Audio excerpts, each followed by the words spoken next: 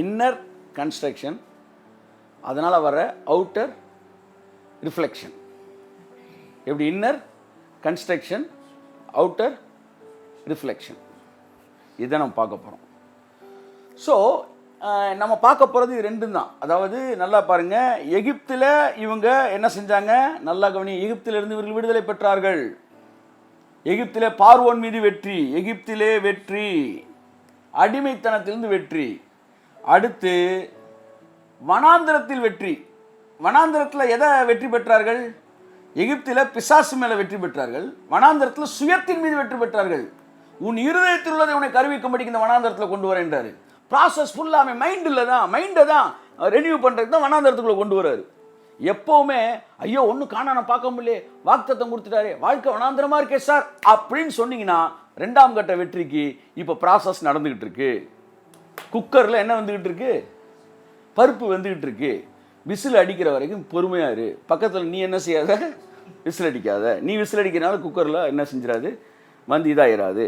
இப்போ 2வது வனாந்திரத்தில் சுயம் வெற்றி பெறுகிறது. 3வது கானானிலே செழிப்பின் மீது வெற்றி கிடைக்கிறது. கரங்களை தட்டி கர்த்தருக்கு நன்றி சொல்லுவோம். ஹல்லேலூயா, ஹல்லேலூயா, ஹல்லேலூயா. தேவன் இஸ்ரவேல் ஜனங்களை 3 வித வெற்றியிலையும் வழி நடத்தினார். சரி, எகிப்திலிருந்து வெற்றி எவ்வளவு நாளில் கிடச்சி? பிசாசு மேலே வெற்றி ஓவர் நைட். எல்லாம் சொல்லுங்க, ஓவர் நைட்டில் பிசாசு தூக்கிட்டார். நீ எல்லாம் எனக்கு ஒரு ஆளே இல்லடான்ட்டு. ஆனால் சுயத்தை தூக்குறதுக்கு 40 இயர்ஸு. இது எப்படி இருக்கு? ரட்சிக்கப்பட்டான். ஆனால் மனசு மாறலன்னா பாருங்க, வனாந்திரத்தில் 40 வருஷம் உட்கார வேண்டியிருக்கு.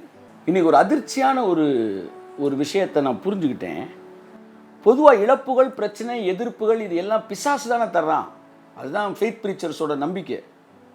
நானும் சொன்னேன், எல்லாவித தோல்வியும் எல்லாவித எதிர்மறையான கரையிலும் பிசாசு தான் தரான். நீங்கள் தரலாம் ஆண்டவரே, அது என்னோட ஆழமான நம்பிக்கை. கர்த்தர் சொன்னார், இல்லை ஜஸ்டின், சிலருக்கு நானே தரேன்னாரு. என்னுடைய அடிப்படை கொள்கையை ஆட்டம் கண்டுருச்சுங்க. அப்போ ஒரு ஆளை காட்டுறார். அந்த ஆள் பெரிய சுயத்தில் வந்து பெரிய சர்ப்பம், நாகப்பாம்பு.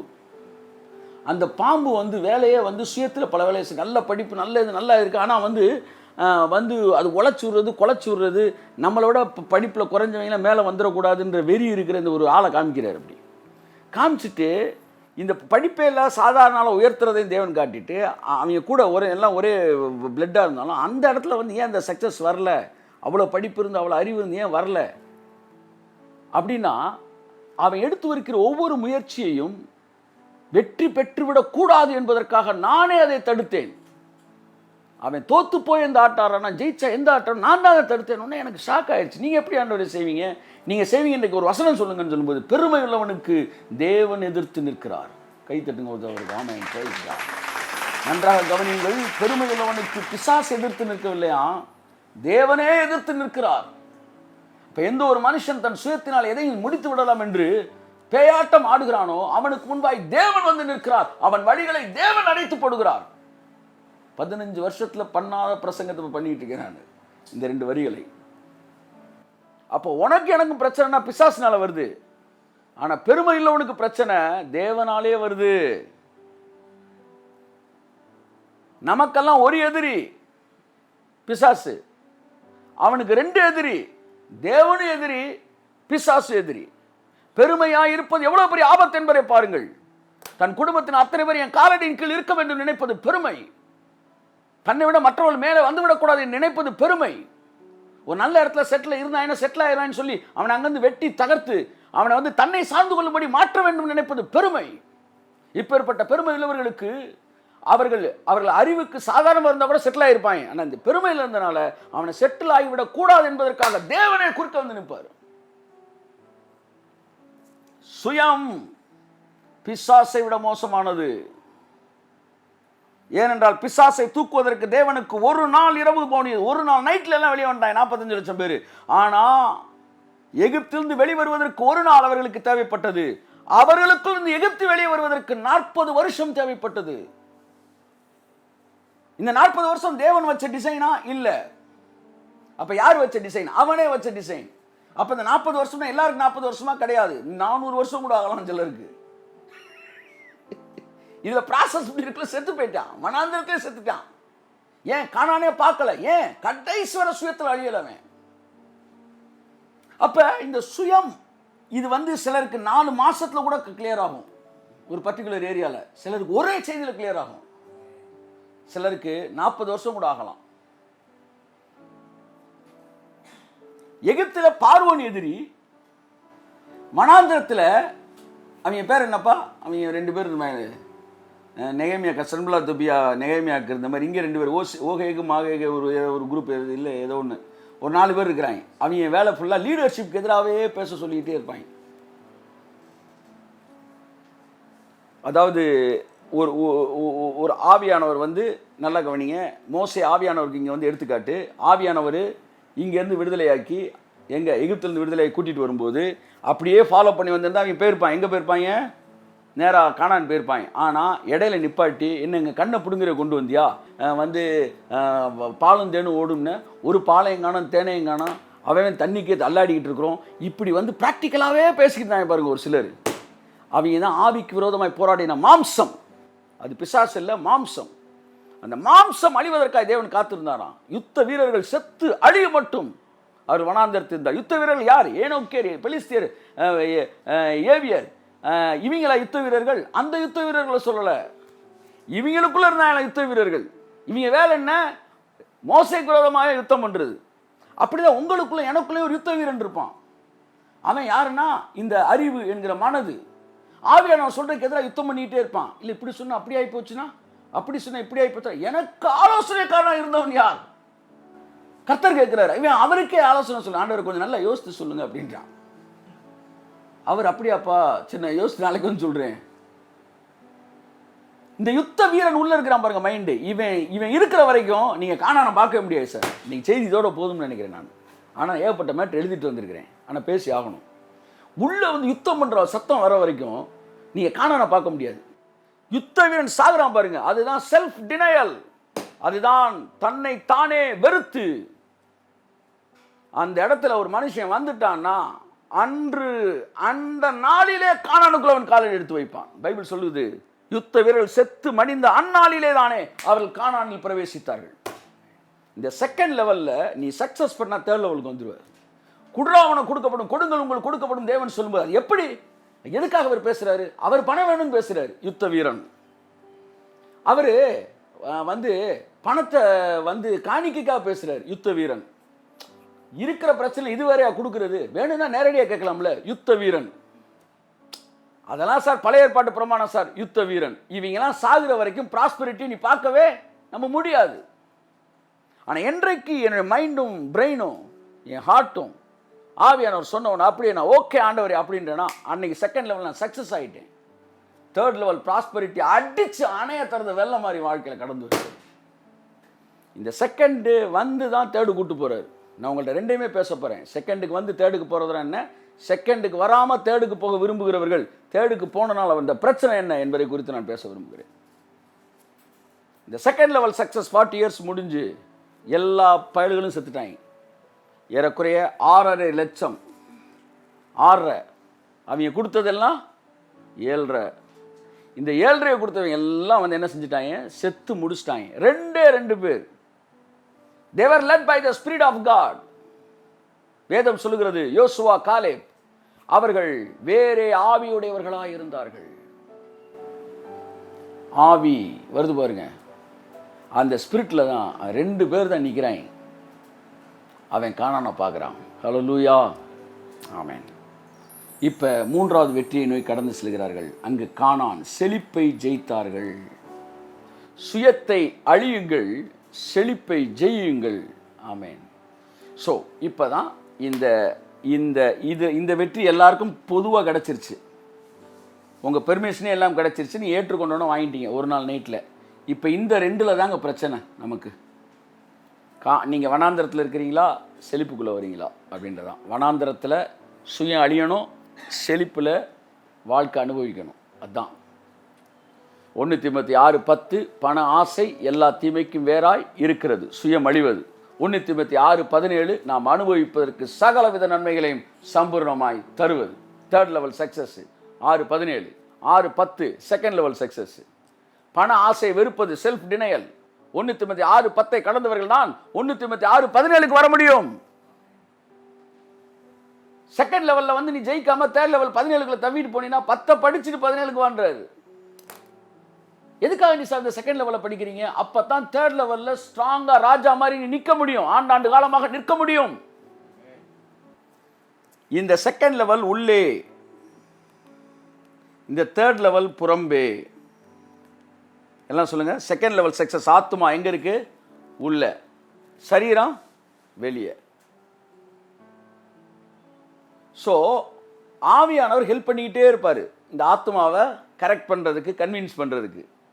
தண்ணியை ஊற்றி ஊற்றி ஊற்றி ஊற்றி ஊற்றி ஊற்றி தீயில வச்சு அடிப்பாங்க பாருங்க, அந்த இதை, அந்த இரும்பை வணையிற மாதிரி, அதில் தண்ணியை ஊற்றி ஊற்றி மாதிரி அப்படியே பேட்சிங் ஒர்க்கை பண்ணி பண்ணி பண்ணி அவனை ஸ்மூத்தாக கொண்டு வருவார் கர்த்தர். ஆவிக்கு இடம் கொடுத்தீங்கன்னா அவங்க ஆத்மா சீக்கிரம் மாறிடும். மனசுக்கு இடம் கொடுத்தீங்க மாறவே மாறாது. உங்கள் ஆத்மா வந்து ஆவிக்கு இடம் கொடுக்கும்போது அவர் லவ்லேயே உங்களை கரெக்ட் பண்ணுவார். சரி, இது ஃபஸ்ட் லெவலில் விட்டுருங்க. செகண்ட் லெவல், ஆத்மா உள்ளே இருக்குது, சரீரம் வெளியே இருக்குது. உள்ளே வெற்றி பெறணும், அடுத்து வெளியே வெற்றி பெறணும். உள்ள மேய்ச்சலை கண்டடையணும், அடுத்து வெளியே மேய்ச்சலை கண்டடையணும். இயேசு சொன்னார், யோவான் 10:9, என்னிடத்தில் வருகிறவன் உள்ளும் புறம் மேய்ச்சலை கண்டடைந்து, வாசிங்க, நானே வாசல், என் வழியாய் ஒருவன் உட்பிரவேசித்தால் அவன் ரட்சிக்கப்படுவான், அவன் உள்ளும் புறம்பும். இங்க பாருங்க, ரட்சிக்கப்படுவான் ஆவியில முடிஞ்சிருச்சு. ஃபர்ஸ்ட் சக்சஸ், ரட்சிக்கப்படுவான். அடுத்து அவன் உள்ளும் புறம்பும் சென்று மேய்ச்சலை கண்டடைவான். பாத்தீங்களா? மேய்ச்சல் உள்ள மட்டும் கிடையாது, வெளியே. வெளியே மட்டும் கிடையாது, உள்ள. ஒரு குரூப் உள்ள உள்ள உள்ளதான் பேசிச்சு. வெளியே உனக்கு வியாதி, உனக்கு வந்து சுகம் கிடையாது, உனக்கு ஆரோக்கியம் கிடையாது, உனக்கு ஐஸ்வர்யம் கிடையாது, உனக்கு நீடிய வாழ்வு கிடையாது, உனக்கு வந்து மரணமில்லா வாழ்க்கை கிடையாது, அது கிடையாது, இது கிடையாது, இது கிடையாது, எல்லாம் உள்ள அப்படின்னு பேசிச்சு. இன்னொரு குரூப்பு வெளியே பேசுது, இதுக்கெல்லாம் உள்ள ஒன்றும் தேவையில்லைன்னு பேசுது. அதனால இந்த பண ஆசை பிடிச்சவங்களாம் நேராக ப்ராஸ்பெரிட்டி டாக்டரில் வந்து ஒளிஞ்சுக்கிறாங்க. என்னடா நோண்டி பார்த்தா உள்ள பண ஆசை இருக்கு. ஒரு அம்மா வரவன்ட்டெல்லாம் என்ன செய்யுது, வந்து டேபிள் கீழே வந்து காசு வாங்கிட்டே இருக்குது. என்னன்னு கேட்டா, ஐஸ்வர்யநாதன் தேவ சித்த சார்ந்தே என்ன நீ வந்து இன்னும் கொஞ்சம் நேரத்தை குழப்புறியே. அப்போ என்ன செகண்ட் லெவலுக்கு வரல. என்ன சொல்கிறான், 3ஆப்பு பாஸ் ஆகிட்டு 2ஆ பாஸ் பண்ணுறேன்றான். எப்படி பாஸ் பண்ண முடியும்? 3ஆப்பு பாஸ் பண்ணால் 2ஆப்பு ஏன் பாஸ் பண்ணலன்னு சொல்லி உள்ளே வச்சுருவாங்க. 3ஆப்பு வந்து 3ஆம் வகுப்பு நீங்கள் பாஸ் ஆகணும்னா 2ஆம் பாஸ் ஆகணும். அப்போ இந்த செகண்ட் லெவலில் தான் தேவன் என்ன செய்கிறார், வந்து தேர்ட் லெவலே இல்லைன்னு ஒரு காலத்தில் இருந்தாங்க செகண்ட் லெவலில். அடுத்து தேவன் தேர்ட் லெவல் கொண்டு வர்றார். இந்த தேர்ட் லெவல் வரும்போது ஐஸ்வர்யம் பேசுனா பண ஆசை உள்ளவன ஒளிஞ்சுக்கிறான் சார் உள்ள. அதனால ஐஸ்வர்யம் போது டக்குன்னு கொடுக்கறதோட கனெக்ட் பண்றாரு. ஏன்னா அங்க செகண்டை வச்சு இங்க தேர்டுக்கு வாடுறாரு. கையத்தட்டு கையத்தட்டு கையத்தட்டு கையத்தட்டு வாடி வா அப்படின்றாரு.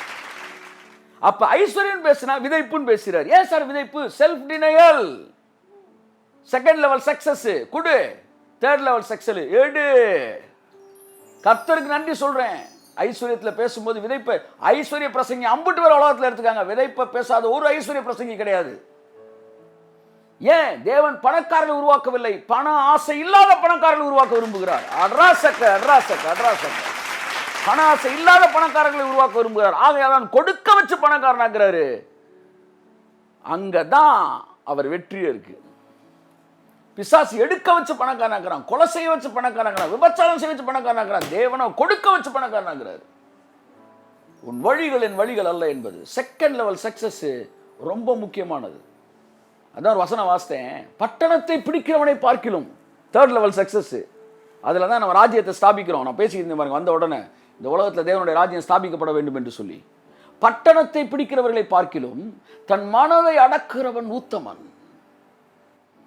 தேர்ட் லெவல் சக்சஸை விட செகண்ட் லெவல் சக்சஸ் ரொம்ப முக்கியம். நாளைக்கு அதான் வந்து இந்த பார்க்கிலுன்ற விஷயத்தை நான் எடுக்க விரும்புகிறேன். இதை விட அது இரு வழிகளில் நடக்கிற திரியாவரக்காரன் ஐஸ்வர்யவானாய் இருப்பதை விட உத்தமமாய் நடக்கிற தரித்திரன் வாசின்றான். தரித்திரன் வாசினா நீ தேர்ட் லெவலில் ஜெயிக்காட்டினா கூட பரவாயில்லடா, செகண்ட் லெவலில் நீ ஜெயிச்சிட்டீனா நீ தரித்திரனா இருந்தா கூட பரவாயில்லடான்றான். யாரு? ஐஸ்வர்யவானாய சாலமோன் சொல்லுகிறான். அப்படின்னா என்ன சொல்ல வரான்னா, உத்தமனாயிரு, அதுதான் செகண்ட் லெவல் சக்சஸ்.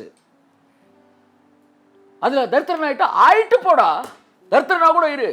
அப்படி பணக்காரன் ஆகிறத விட, அப்படி ஒரு வாழ்க்கை வாழ்றதை விட, அப்படி பொய் சொல்லி சம்பாதிக்கிறத விட உத்தமனா இருந்த தரித்திரனா இருப்பது வாசி.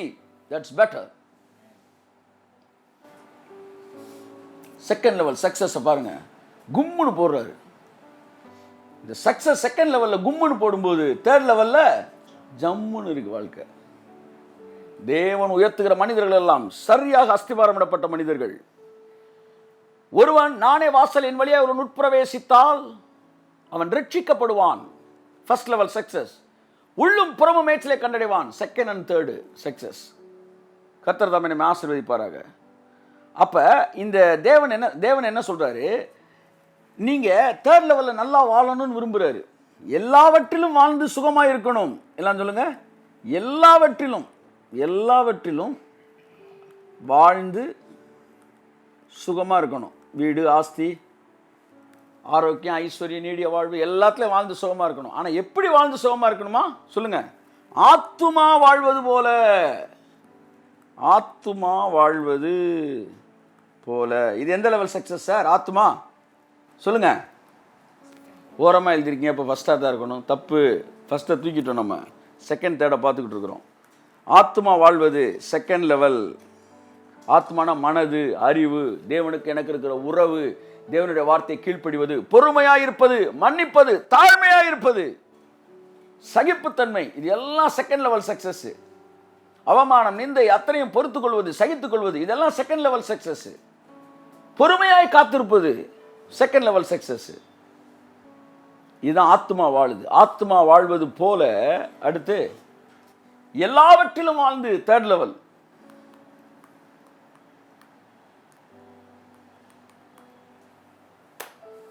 சுகமாயிருக்கும்படி விரும்புகிறேன்.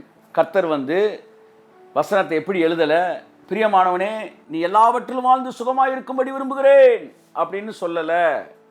எல்லாரும் ஒரு தடவை சொல்லுங்க. 3 யோவான் 1ஆம் அதிகாரம், ஒரு அதிகாரம் தான் இருக்கு, 2ஆம் வசனம். பிரியமானவனே எல்லாவற்றிலும் நீ வாழ்ந்து சுகமாயிரு அப்படி சொல்லல. பிரியமானவனே உன் ஆத்துமா வாழ்கிறது போல நீ எல்லாவற்றிலும் வாழ்ந்து சுகமாயிரு. உன்னுடைய ஆத்துமாவுக்கு எவ்வளவு கெப்பாசிட்டி இருக்கோ அதுக்கேற்ற மாதிரி நீ ஆசீர்வாதமா இருன்றாரு. உங்களால் எவ்வளவு மைல் ஸ்பீடில் வண்டியை ஓட்ட முடியுமோ அவ்வளவு ஸ்பீடில் நீங்க வேகமா போங்கன்றாரு. சொல்றது புரியுதா? ஓகே. ஆத்மான்றது உள்ள, சரீரன்றது வெளியே. சமீபத்தில் ஆடிக்காரை ட்ரையல் ஓட்ட போயிருந்தேன். எதுக்கு அதுக்கு போகிறீங்க நீங்கள் தேவையில்லாமல் அப்படின்னு கேட்குறீங்களா? எனக்கு ஆடிக்காரை ஒருத்தர் ஸ்பான்சர் பண்ணுறேன்னு சொல்லிட்டாரு. சரி, நாளைக்கு வரப்போகிற காரை எப்படி ஓட்டி பார்ப்போம். ஆடிக்கார் அது ஒரு கோடி ரூபா வரும் அந்த காரு. இப்போ அந்த காரை ஓட்டி பார்ப்போம் அப்படின்னு போகிறேன் நான். சார் 1 கோடி ரூபாய் கார் வாங்கணுமா? வீடை கட்டுமே நீ நீங்கள் அதை வேணாம் ஊழியத்தில் கொடுங்கன்னு சொல்லக்கூடாதா அப்படி நீங்கள் என்ன கேட்டிங்கன்னா நேற்று நான் அதை யோசித்து பண்ண மாட்டேன்னா. நான் என்ன செஞ்சேன் பிரதர், நான் இருக்கிற ஹோண்டா சிட்டியில் நல்லா திருப்தியாக இருக்கிறேன். நீங்கள் கார் இடங்க வேணாம், அதை பேசாமல் இந்த லேண்டு கொடுத்து இதை முடிச்சுட்டா எனக்கு அது ரொம்ப வித்தியாசம். ஏன்னா ஒரு ஊழியக்காரனுக்கு அதுதான் ஆசை, அதுதான் கனவு, அதுதான் விருப்பம். என்னை வாழ்க்கையில் கரிஷ்மான்னு ஒரு பைக் வாங்குறதுலாம் ஒரு காலத்தில் பெரிய கனவு எனக்கு. அப்படி ஒரு ட்ரீம் வண்டி எனக்கு. 1.5 லட்ச ரூபா அப்போ அந்த பைக்கு. அப்போ சாதாரண பைக்கெல்லாம் 30,000 ரூபா. இது 1.5 லட்ச ரூபா. மதுரையில் ஒரே ஒருத்தர் தான் வச்சுருக்கான். இந்த வண்டி ஓட்டி ஆண்டான்னு ஒரு முடிவு. புக் பண்ணிட்டேன். 1 மாதத்துக்கு முன்னாடியே வண்டி ரெடி ஆயிடுச்சு. வண்டி எடுக்க போகிறேன். முழு அமௌண்ட்டை கொடுத்து 1.5 லட்ச ரூபா கொடுத்து எடுக்க போகிறேன் வண்டி. போன இடத்துல ஒரு 15 நிமிஷம் இருக்கும், ப்ராசஸ் நடந்துக்கிட்டு இருக்கு, ரூபாய் இன்னும் கொடுக்கல. ஆவியான ஒரு சின்ன கேள்வி, என் கூட பசங்க வேறு ஸ்டாஃப்ஸ் வந்திருக்காங்க. ஆவியான என்கிட்ட கேட்குறாரு, 1.5 லட்ச ரூபாய்க்கு ஒரு பைக்கு நீ ஓட்ட போறியா அல்லது 40,000 ரூபா பைக்கு 3 வாங்கி உன் கூட இருக்க பசங்களுக்கு கொடுக்க போறியான்னு கேட்டார். இந்த கேள்வி எனக்கு கொஞ்ச நேரத்தில் அப்படியே அசைச்சிருச்சு. அது என்னோட ட்ரீமு. இன்னும் few steps to reach the dream. அவன் கவுண்டரில் உட்காந்துருக்கான் சார். என் கூட ஒருத்தர் இருக்கார். அவர் பைக்கில் பயங்கரமான இது அண்ணே அண்ணே ஆமாண்ணே நம்ம ராஜா அப்படியே ட்ரீமில் இருக்கும்போது திடீர்னு ஒரு செகண்ட் பேசுகிறார் கர்த்தர். நீ ஒரு பைக் ஓட்டுறியா? ஆனால் இந்த காசை கொடுத்தா 3 பேர் பைக் ஓட்டலான்னாரு. ஒரு செகண்டில் மைண்ட் அப்படியே ட்ரான்ஸ்ஃபார்ம் ஆச்சு. நான் போனேன், சார் கரிஷ்மா வேண்டாம். என்னென்ன சொல்கிறீங்க? எனக்கு கூட இருக்கிறது ஹார்ட் அட்டாக்கே வந்துருச்சு. என்னென்ன சொல்கிறீங்க? 3 வாட்ஸ் தட் நம்ம வண்டி பிளாட்டினம் 3 புக் பண்ணியிருக்கேன்ட்டேன். வாங்கி பசங்க கொடுத்த உடனே இன்றைக்கி வரையும் ஓட்டிகிட்டு இருக்காங்க. அந்த சந்தோஷத்தை விட கரிஷ்மா ஓட்டுற சந்தோஷம் எனக்கு பெருசாக தெரில. 1.5 லட்ச ரூபா பைக் யோசிச்சுனா 1 கோடி ரூபா வண்டிக்கு நான் யோசிச்சிருக்க மாட்டேன்னா. அதனால் நான் லேண்ட் இது வந்து 6 மாதத்துக்கு முன்னாடியே சொல்லிட்டேன், லேண்டுக்கு தான் எனக்கு மணி தேவை, அதுக்கு வேணான்னு சொல்லிட்டேன். நான் அவர் சொல்லிட்டார், நீங்கள் லேண்டு வாங்காமப்பா, எனக்கு கர்த்தர் சொன்னது உங்களுக்கு 6 தான் கொடுக்குறேன்றாரு. வேணாம்னா நான் கேன்சல் பண்ணிடுவேன், ரூபாய் கையில் தர மாட்டேன்ட்டார். இப்போ என்ன சொல்கிறீங்க நீங்கள்? உங்களை ஓட்ட வைக்கணும்னு நினச்சிட்டாருன்னா அதை என்கவுண்டர் ஓட்ட வச்சுருவார். ஐயோ எனக்கு லேண்டுக்கு மணி நீடு இருக்குது, கர்த்தர் லேண்டை சந்திச்சிட்டார், முடிஞ்சிருச்சு. ஆனால் உங்களை ஓட்ட வைக்கணும்னு நினச்சிட்டார். நான் சொல்ல வரேன், நான் அந்த என்கவுண்டர் எனக்கு தெரியும், அந்த கான்வர்சேஷன் ஞாபகம் இருக்குது எனக்கு. வேண்டாம் இந்த பணத்தை கொடுத்துருங்க மினிஸ்ட்ரிக்கு போகிறேன்னு சொன்னப்போ, அண்ணே எனக்கு கர்த்தர் சொன்னது நீங்கள் ஆடி ஓட்டி ஆகணும், அவ்வளோதான். நண்புக்குரியவர்களே, நான் அதுக்கு எவ்வளோ ஃபைட் பண்ண எனக்கு தெரியும். பட் என்ன சொல்ல வரேன்னா, கர்த்தர் சில விஷயங்கள் எல்லாம் நம்மலாம் சேர்ந்து வந்து கிரிட்டிசிசத்தில் நிப்பாட்டுன்னு நினச்சாலும் முடியாது. அவர் கவுண்டருக்குள்ளே கையை விட்டு டிக்கெட் எடுக்கிறீங்களே, அப்படி கையை விட்டு கொடுத்துட்டு போயிடுவார். சரி, ஓகே, இப்போ மேட்ருக்கு வருவோம். பரவாயில்ல, லைட்டாக அதை பேசிட்டு போயாச்சு. ஆடிக்கார ஓட்ட போய் பாதி உட்காந்தா அதில் வந்து A4 இருக்குது, Q4 2 3 இது இருக்குது. அதில் ஒன்று பார்க்குறேன், அது எனக்கு பிடிச்ச ஒரு வண்டி, அது ஓட்டுன்னு பார்க்குறேன். பார்த்தா நான் ஹோண்டா சிட்டி வச்சுருக்கேன்ல, இப்போ தான் மேட்ருக்கு வரேன். நான் ஏறக்குறைய அதே மாதிரி தான் இருக்குது, A4 ஐ திங்க். அப்போ இந்த வண்டிக்கு நம்ம ஹோண்டா சிட்டி அதே ஒயிட் கலர், அதே இது. இந்த முன்னாடியே அந்த அது என்னது ஒலிம்பிக் சிம்பிள் மாதிரி 4 வளையம் இருக்குது. அது வேணாலும் நம்ம தனியாக லேத்தில் செஞ்சு வச்சுக்கலாமேடான்னு யோசிக்கிறேன் நான். அப்போ வண்டியில் ஏறுங்க சார்ன்றான். நல்லா கவனிங்க, ஒரு வண்டியோடைய ஒர்த்தை வெளியில் வச்சு 3ஆம் கட்ட வெற்றியை வச்சு நீங்கள் நிர்ணயிக்கக்கூடாது. வண்டியோட உள்ள அனாட்டமி, உள்ளே இருக்கிற விஷயம் இருக்குது, இன்னர் ஏரியா இருக்குது, அதாவது என்ன சொல்ல, என்ஜின் இருக்குது, பிரேக் இருக்குது, வந்து வீல் இருக்குது, பல விஷயங்கள் இருக்குது. அப்போ அவன் வண்டியில் ஏறுங்க சார்ன்றான். ஏறி உக்காந்தா ஸ்பீடாமீட்டர் வந்து ஹோண்டா சிட்டிலையும் இருக்குது, அங்கேயும் இருக்குது. ஸ்பீடாமீட்டர் ஹோண்டா சிட்டியில் இருக்குது 140 180 வரைக்கும் இருக்குது. ஸ்பீடாமீட்டர் தான் இருக்கும், இங்கே ஸ்பீடு போகக்கூடாது. 180 போனீங்கன்னா என்ன நடக்கும்? நம்ம வந்து ஒரு கிலோமீட்டருக்கு முன்னாடி பிரேக் அடித்தா தான் அவனை நிப்பாட்ட முடியும்.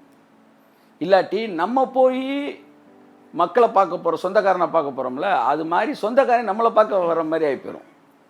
அப்போ ஸ்பீடாமீட்டர் இருக்குன்ட்டு நீங்கள் வந்து 170 வரைக்கும் இருக்கும், ஆனால் 150 நீங்கள் ஹோண்டா சிட்டியில் போகக்கூடாது. ஆனால் ஆடியில் உட்கார வச்சு அடிச்சாம் பாருங்க வண்டி, 140 150 160 போகுது.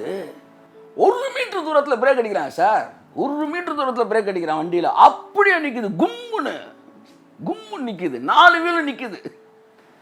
ப்ரொடெக்ஷனு, இப்படி பல விஷயம் சொல்லலாம். வண்டியோட இன்ஜின் ப்ரொடெக்ஷனு வந்து அதாவது உங்களுக்கு தெரியும், வண்டி இருக்கிறவங்களுக்கு தெரியும். நான் என்ன சொல்ல வரேன்னா வந்து அதில் சில விஷயங்கள் என்னை வந்து இதில் இல்லாததை கம்பேர் பண்ணி சொல்கிறேன். இன்றைக்கி ஹோண்டா சிட்டி இதை கம்பேர் பண்ணி அவனை இது பண்ண சொன்னேன். என்ன சார் இதை போய் அதில் கம்பேர் பண்ணுறீங்க, ஆடியையும் BMW கம்பேர் பண்ணி?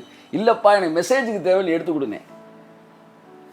ஸ்பீட் பிரேக்கர் போகும்போது வண்டியோடைய பேஸே வந்து நீங்கள் என்ன செஞ்சுக்கலாம், வீலில் இருந்து தூக்கிக்கலாம். நீங்கள் பாட்டம் அடி வாங்காமல், இப்படி பல விஷயம் இருக்குது.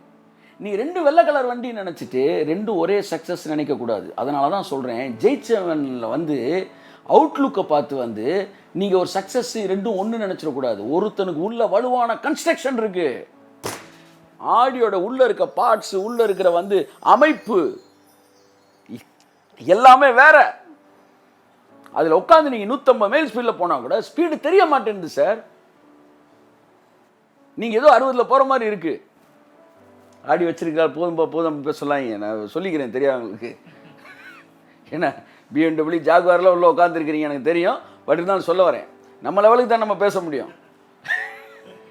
அப்போ உள்ளே உட்காந்து தெரில. ஆனால் நீங்கள் இதே 120 மைல் ஸ்பீடு 100 மைல் ஸ்பீடில் மாருதி 800 போகலாம்.